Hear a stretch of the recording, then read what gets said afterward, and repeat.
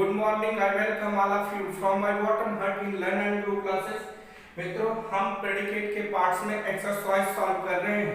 उसमें जो 18 नंबर से एक्सरसाइज शुरू हुई है, उसमें हम प्रेडिकेट के पार्ट्स को जो अनसीक्वेंस फॉर्म में दिए गए हैं, उसे राइट ऑर्डर में, करेक्ट ऑर्डर में रखते हुए उसे सेंटेंस को कंप्लीट कर रहे हैं।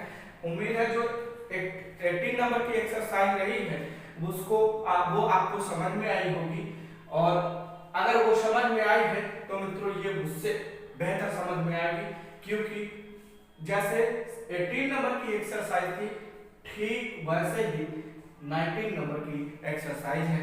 आइए देखते हैं कि क्या है। इसमें कह रहा है एक्सरसाइज नंबर जो 19 है उसमें कह रहा है complete the following sentences. Sentence को कंप्लीट मतलब पूरा करना, और फॉलोइंग मतलब के नीचे, और सेंटेंसेस मतलब जो वाक्य हैं, जो नीचे दिए गए वाक्य हैं। बाय फिलिंग कैसे उसको कंप्लीट करना है, बाय फिलिंग भरते हुए, इन द ब्लैंक्स खाली स्थान पर, ब्लैंक्स मतलब खाली स्थान,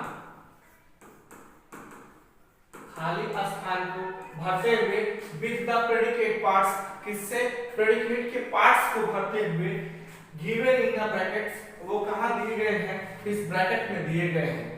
पुट रखिए द पार्ट्स हिस्से को इन द करेक्ट ऑर्डर में रखिए, सही क्रम में रखिए। तो आइए देखते हैं यहाँ पे, जैसे पिछले नंबर की एक्सरसाइज थी, एक्सरसाइज नंबर 18, उसमें भी सबके जितने 10 नंबर के क्वेश्चन, 10 क्वेश्चन दिए गए थे, सब में सब्जेक्ट लिखा हुआ था, और प्रेडिकेट के पार्ट्स को जो वर्ब से लेकर के शेष rest of the part of sentence होता है, वो पूरे के पूरे अनसीक्वेंस फॉर्म में दिए गए थे ब्रैकेट में। उसको हमें सीक्वेंस में करके उस सेंटेंस को कंप्लीट करना था। ठीक उसी तरह से 19 नंबर की एक्सरसाइज जो है, इसमें भी सब्जेक्ट पार्ट दिए गए हैं, और जो प्रेडिकेट के पार्ट ऊपर ब्रैकेट में दिए गए हैं अनसीक्वेंस फॉर्म में, उसको हमें करेक्ट ऑर्डर में लिखना है या सीक्वेंस फॉर्म में लिखने हैं। तो आइए देखते हैं। जो पहला क्वेश्चन है, लिखा है U dot dot dot, bracket में लिखा fault oblique for oblique me oblique forgive oblique should oblique mind, और ब्रैकेट क्लोज है। तो फॉल्ट मतलब होता है गलती, फॉल्ट मतलब क्या होता है, गलती, और फॉर मतलब होता है के लिए, मी मतलब होता है मुझे, और फॉरगिव मतलब होता है माफ करना, और माई मतलब होता है मेरा। तो शब्द लिखा हुआ है, हम लिखेंगे यू, और उसके बाद इसमें देखते हैं कहीं पे लिखा हुआ है यस शुड लिखा हुआ है, तो यू शुड, और उसके शुड के बाद वर्ब की फर्स्ट फॉर्म में क्या लिखा है, फॉरगिव, यू शुड फॉरगिव।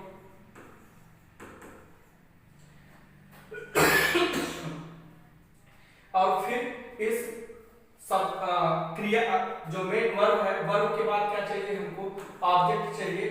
तो ऑब्जेक्ट क्या है, मी, यू शुड फॉरगिव मी, और फिर for my faults, for my faults, you should forgive me for my faults, आपको माफ कर देना चाहिए, मी मुझे, फॉर माई फॉल्ट्स मेरी गलतियों के लिए आपको मुझे माफ कर देना चाहिए। ये इस तरह से ये जो फर्स्ट क्वेश्चन था ये अरेंज हुआ। सबसे पहले सब्जेक्ट लिखा हुआ था, और इसमें हेल्पिंग वर्ब शुड थी, फिर उसके बाद मेन वर्ब की फर्स्ट फॉर्म के रूप में थी। क्योंकि हम जानते हैं मॉडल ऑक्सिलरी वर्ब के बाद जो है वह क्रिया की फर्स्ट फॉर्म आती है, तो हम फॉरगिव को क्रिया की फर्स्ट फॉर्म के रूप में यहाँ देखें। फिर उसके बाद जनरली जब हम ऑब्जेक्ट देखते थे कि ऑब्जेक्ट दो तरह के आ रहे हैं, जैसे एक डायरेक्ट और एक इनडायरेक्ट, तो इनडायरेक्ट ऑब्जेक्ट को हमने देखा था रूल्स में कि पहले लिखते हैं, तो उसी क्रम में हमने इसको पहले लिखा, और उसके बाद अगर जो कुछ बचा हुआ है तो यहाँ प्रीपोजिशन बचा हुआ फॉर और माई फॉल्ट्स, मेरी गलतियों के लिए आप मुझे माफ कर दें। तो एक उस डायरेक्ट और इनडायरेक्ट से देखेंगे तो भी हमें इसको पहले रख देना है, और नहीं है तो भी एक ऑब्जेक्ट के रूप में पहले क्रम में आएगा। फॉर बाय फॉर्स अगर रखेंगे तो ये इसका ऑब्जेक्ट नहीं बन पाएगा, क्योंकि ये प्रीपोजिशन का माय फॉर्स जो है ये प्रीपोजिशन का ऑब्जेक्ट बन रहा है, ना कि इसका ऑब्जेक्ट बनेगा, अर्थात फॉगिंग का ऑब्जेक्ट नहीं बन सकता है, इसलिए हम इसको बाद में रखे हैं। अब क्वेश्चन नंबर जो सेकंड है, क्वेश्चन नंबर सेकंड है मित्रों की द टाल मैन और dot dot dot dot bracket पे लिखा है इच, फिर player oblique good oblique oblique और रियली, और जो है फुल स्टॉप लास्ट में लगा हुआ है। तो रियली मतलब होता है वास्तव में, और गुड मतलब होता है अच्छा, और प्लेयर मतलब होता है खिलाड़ी, इज मतलब होता है, और टाल मतलब होता है लंबा। तो द टाल मैन सबसे पहले वो सब्जेक्ट के रूप में द टाल मैन लिखा गया है, हम यहाँ पे लिखेंगे सबसे पहले द टाल मैन, और उसके बाद आप फिर से वही देखेंगे helping verb, main verb, object, other words. तो यहाँ पे हेल्पिंग वर्ब के रूप में इज लिखा गया है, तो हम यहाँ पे लिखेंगे इज, और इज दो अगर प्रेजेंट कंटीन्यूअस टेंस के रूप में आई हुई है मित्रों तो इसके बाद वर्ब की फर्स्ट फॉर्म में आईएनजी लगता है। अदरवाइज अगर यहाँ पे कोई आईएनजी फॉर्म में वर्ब नहीं दी गई है तो इसके बाद इसको मान लेते हैं हम लिंकिंग वर्ब, और कंटीन्यूअस में होता तो सहायक क्रिया मानते हैं, और लिंकिंग वर्ब के रूप में अगर आई है तो इसके बाद कोई ना कोई कंप्लीमेंट होगा, वो चाहे नाउन होगा, चाहे एडजेक्टिव, चाहे एडवर्ब, या फिर इंफिनिटिव या जेरेंड, कुछ भी हो सकता है। तो यहाँ पे हम देखेंगे, यहाँ आया है द टाल मैन इज, और उसके बाद लिखेंगे अ गुड प्लेयर,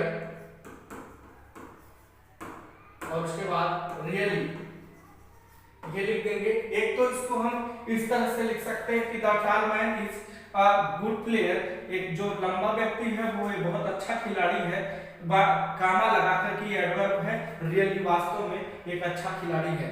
दूसरा हम इसको दूसरी तरह से भी लिख सकते हैं, और वो इस तरह से होगा द टाल man is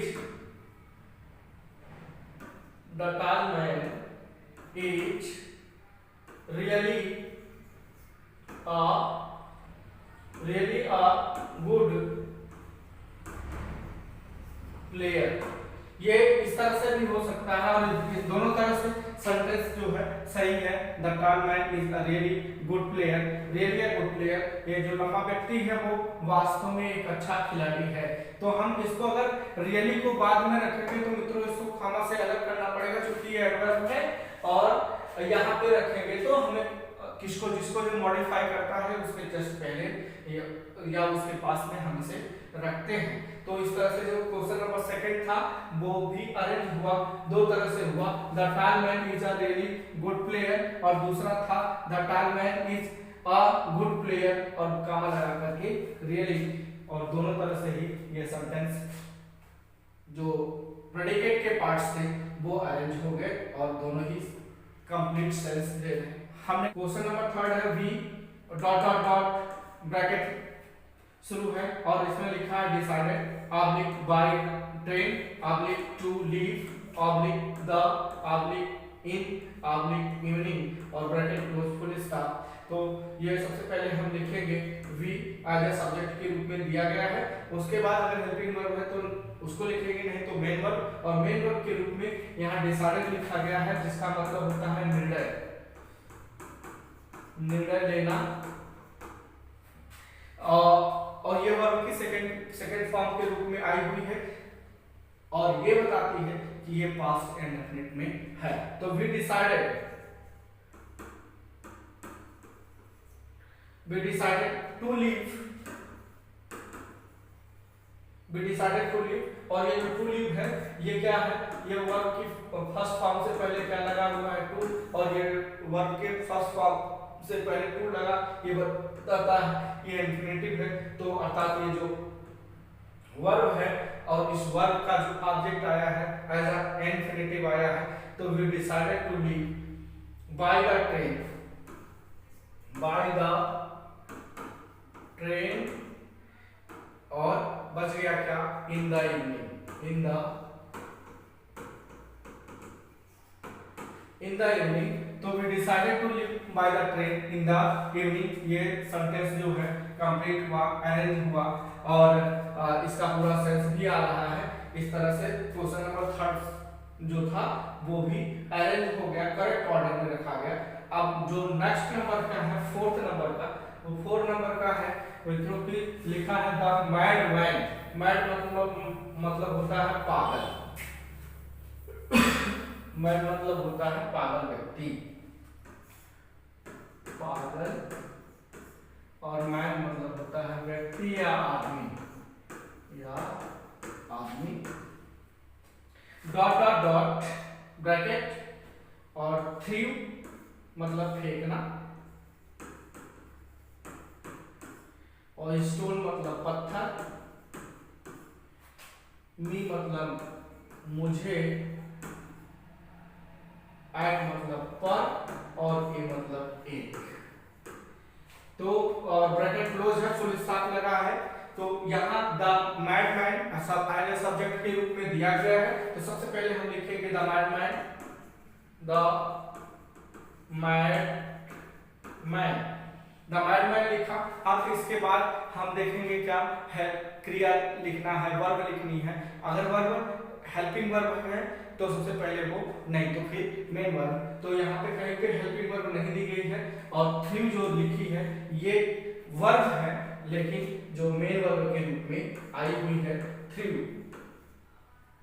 the madman through a stone, क्या फेंका, पागल व्यक्ति ने फेंका, क्या फेंका, अ स्टोन, और कहां फेंका, एट मी, मुझ पर। पागल व्यक्ति ने एक पत्थर मुझ पर फेंका, और ये सेंटेंस जो है ये कंप्लीट हो गया, ये अरेंज हो गया। प्रेडिकेट के पार्ट्स जो दिए गए थे ब्रैकेट में वो अरेंज या सीक्वेंस में रख दिए गए, सेंटेंस भी कंप्लीट हुआ, इसका सेंस भी आ रहा है। जो अगला क्वेश्चन है मित्रों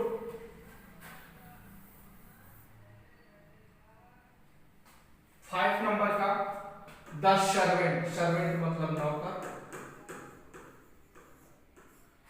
और dot dot dot locked, locked मतलब बंद करना, और रूम मतलब कमरा, इनसाइड मतलब अंदर से,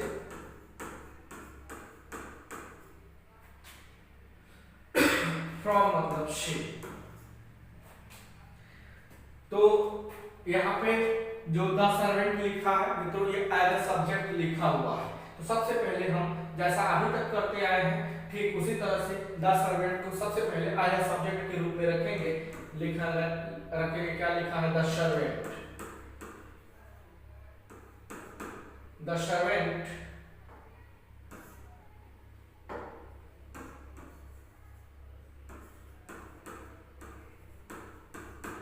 द सर्वेंट। अब यहाँ देखेंगे कहीं पे हेल्पिंग वर्ब लिखी गई है तो उसे लिखेंगे, नहीं तो मेन वर्ब लिखेंगे, और हेल्पिंग वर्ब यहाँ से यहाँ तक कहीं नहीं दी गई है, यानी कि मेन वर्ब दी गई है लॉक्ड के रूप में, जो वर्ब की सेकंड फॉर्म है, और ये बताती है कि पास्ट इंडेफिनिट है। तो the servant locked.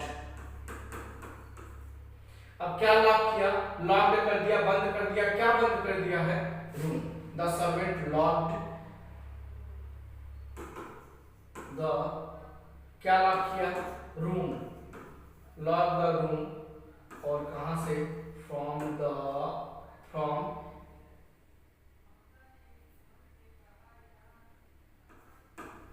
Inside. The servant locked the room from inside, कहां से बंद कर दिया, नौकर ने लॉक कर दिया क्या, रूम, कमरा बंद कर दिया, फ्रॉम इनसाइड, अंदर से कमरा को बंद कर दिया। अब जो नेक्स्ट नंबर का क्वेश्चन है वो है मित्रों 6 नंबर का माय फ्रेंड, फ्रेंड मतलब होता है मित्र, और डॉट डॉट डॉट, फिर लिखा है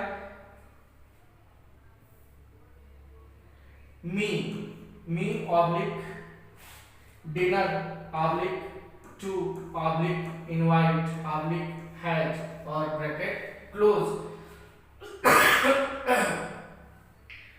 ब्रैकेट क्लोज कर दिया गया, फुल स्टॉप लगा और सब्जेक्ट के रूप में माय फ्रेंड लिखा गया है। तो सबसे पहले मित्रों हम लिखेंगे माय फ्रेंड, माय फ्रेंड, और इसमें यहाँ हैज है जो कि हेल्पिंग वर्ब के रूप में प्रेजेंट परफेक्ट टेंस में आती है, तो हम यहाँ पे लिखेंगे हैज, माय फ्रेंड हैज। और हैज के बाद आता है मित्रों जैसे यहाँ देखिए 1 2 3, मतलब क्या, अगर इससे शुरू होने वाली जो वर्ब है क्या है, हैव, हैज और हैड, ये तीनों एच से शुरू होती हैं, अर्थात इनके बाद जैसे मैंने लिखा है 1 2 3, अर्थात इसके बाद जो भी मेन वर्ब आएगी वह वर्ब क्या होगी, वर्ब की थर्ड फॉर्म। तो देखिए यहाँ पे क्या है, invited, my friend has invited,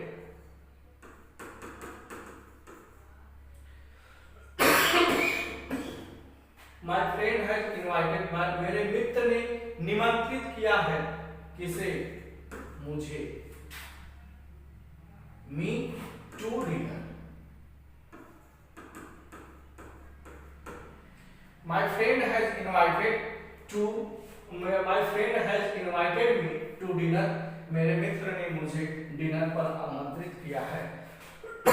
तो ये जो सेंटेंस था मित्रों इस तरह से बनेगा, और ये भी मुझे लग रहा है कि आपको समझ में आ रहे होंगे। आपको करना क्या है, सिर्फ सब्जेक्ट रखा है, तो सब्जेक्ट के बाद हमने जब प्रेडिकेट के पार्ट्स पढ़े तो प्रेडिकेट के पार्ट में सबसे पहले आ रही थी वर्ब, और वह verb helping verb, main verb, फिर उसके बाद ऑब्जेक्ट, ऑब्जेक्ट जो है डायरेक्ट, इनडायरेक्ट या और कॉम्प्लीमेंट, इन्फिनेटिव और जेरेंट एक्सेट्रा के रूप में आ रहे थे, उन्हीं को बस सीक्वेंस में रख देना है जैसा आपने पढ़ा है। अब जो नेक्स्ट नंबर का क्वेश्चन है वो 7 नंबर का क्वेश्चन है, लिखा है U dot dot dot bracket लगा, वार्न, वार्न मतलब चेतावनी, वार्न मतलब होता है चेतावनी देना,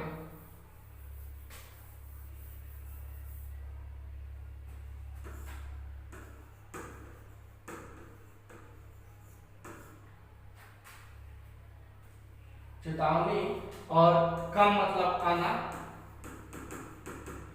नॉट मतलब नहीं, और लेट मतलब देर से, तो और फिर टू लिखा गया है, ये और ब्रैकेट क्लोज है। तो सबसे पहले हम यू ही लिख लेते हैं, यू, और फिर हेल्पिंग वर्ब लिखी गई है वर्ब, यू वर्ब, वार्न, तुम्हें चेतावनी दी गई थी, वार्न, यू वर वार्न, और फिर क्या क्या चेतावनी दी गई थी, कम नॉट लेट टू, ये बचा हुआ है, तो हम लिख लेंगे you were warn not to come late, not to come late, you were warned not to come late, तुम्हें चेतावनी दी गई थी नॉट टू कम लेट, देर से ना आने की तुम्हें चेतावनी दी गई थी। तो ये जो सेंटेंस 7 नंबर का था वो भी कंप्लीट हुआ। अब जो नेक्स्ट नंबर का है 8वें नंबर पर, आपको उसे देखते हैं।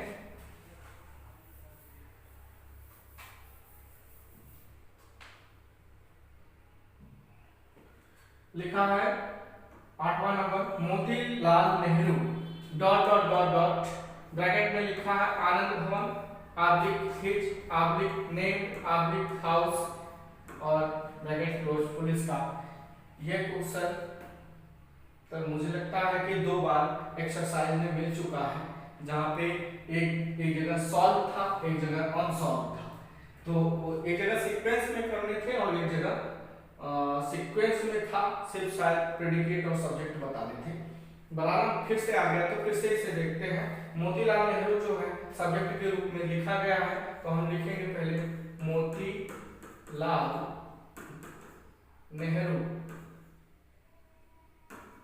वहां शायद लिखा गया है पंडित मोतीलाल, सिर्फ पंडित मोतीलाल लिखा गया है।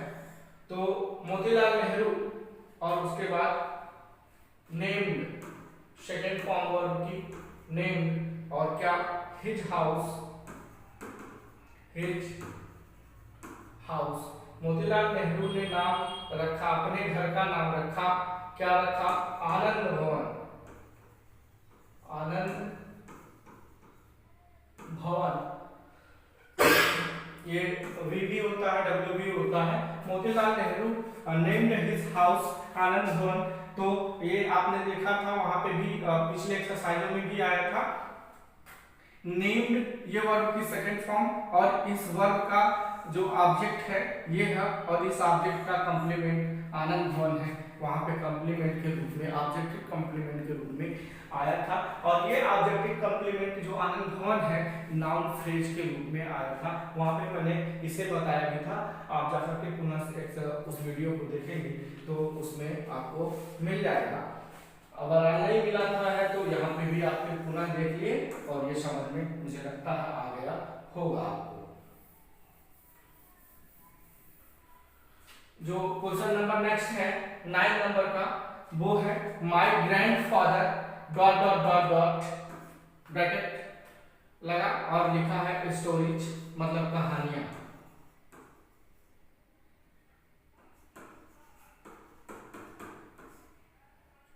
नाइट मतलब रात, मी मतलब मुझे, एट मतलब पर, टेल्स मतलब सुनाते हैं, गुड मतलब अच्छा, अच्छा या अच्छी में से कोई भी आप लिख सकते हैं। अब तो जो एक सेंटेंस बना मित्रों वो क्या बना, माय ग्रैंडफादर,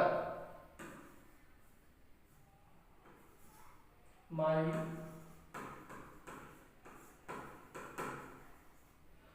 ग्रैंडफादर। और फिर क्या लिखेंगे इसमें से हम देखेंगे कि कहाँ पे मेन हेल्पिंग वर्ब आई है या मेन वर्ब आई है। तो यहाँ पे हेल्पिंग वर्ब नहीं दी गई है, मेन वर्ब टेल्स दी गई है। माय ग्रैंडफादर टेल्स, और टेल्स सुनाते हैं, किसी को सुनाते होंगे, टेल्स मी क्या, टेल्स मी गुड स्टोरीज, क्या सुनाते हैं, गुड स्टोरीज। अगर ये स्टोरी होता सिर्फ स्टोरी, तब यहाँ गुड के पहले आ लगता है। क्योंकि यहाँ स्टोरीज बहुवचन में दिया गया है इसलिए आ नहीं लगा है। तो my grandfather tells me good stories at night, क्या, एट नाइट। तो सेंटेंस बना my grandfather tells me good stories at night. मेरे जो दादा हैं टेल्स सुनाते हैं मी मुझे गुड स्टोरी, अच्छी कहानियां एट नाइट, रात में मुझे अच्छी कहानियां सुनाते हैं। कौन, दादाजी, मेरे दादाजी। और इस एक्सरसाइज 19 का लास्ट एंड 10 नंबर का क्वेश्चन है C dot dot dot dot bracket honest, honestly oblique does oblique work oblique her, और ब्रैकेट क्लोज है। तो ये सेंटेंस को हमें जो प्रेडिकेट के पार्ट्स ब्रैकेट में दिए गए हैं मित्रों, इसको हमें अरेंज करते हुए लिखना है। तो लिखेंगे सबसे पहले हम जो सब्जेक्ट के रूप में दिया गया सी है, तो लिखेंगे शी, और फिर यहाँ पे कहीं देखेंगे कि हेल्पिंग वर्ब लिखा गया, मेन वर्ब लिखी गई है, तो यहाँ लिखा गया है डच। सी डच हर वर्क, वह करती है। ये जो डच है ये मेन वर्ब के रूप में आया है। सी डच हर वर्क, वो अपना कार्य करती है। कैसे करती है? ऑनेस्टली, वो अपना कार्य ईमानदारी से करती है। तो इस तरह से हमने देखा मित्रों, जो 19 नंबर की एक्सरसाइज थी उसको हमने साथ मिल करके सॉल्व किया। आई होप आपको ये जो एक्सरसाइज 19 नंबर की थी आपको समझ में आई होगी। अगर आपको समझ में आई है तो प्लीज इसको लाइक शेयर सब्सक्राइब करें। नहीं समझ में आई तो कमेंट बॉक्स में जाएं और कमेंट करें क्या नहीं समझ में आया है उसे लिखें, उसे बताने की या आपको समझाने की भरपूर प्रयास किया जाएगा। So thanks for watching video. Have a nice day.